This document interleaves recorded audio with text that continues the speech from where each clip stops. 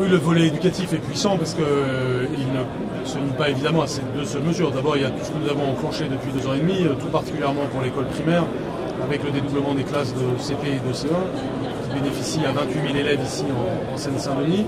Nous allons aller maintenant vers les grandes sections d'école maternelle. C'est donc 14 000 élèves de plus qui vont en bénéficier, ce qui va changer beaucoup de choses, puisque nous savons tous que si nous voulons lutter contre les inégalités, la première des inégalités qu'il faut prendre à la racine, c'est l'inégalité devant le langage. Donc l'école maternelle, le CP et le CE1 sont de très grandes priorités pour nous. Il faut accompagner les communes dans le bâti, c'est ce qu'on fait avec cette mesure à 20 millions d'euros pour aider les communes à construire les classes. C'est suffisant, ça coûte très cher de refaire des murs, oui, mais ça s'ajoute. Ce sont des mesures supplémentaires mais qui s'ajoutent aux mesures déjà prises. C'est-à-dire que le préfet aide déjà les communes dans ces dédoublements. Et donc cette amplification. Nous avons aussi des mesures qui vont s'amplifier pour l'aide aux devoirs en collège, la mesure devoir fait. C'est ici en Seine-Saint-Denis que cette mesure s'applique le plus.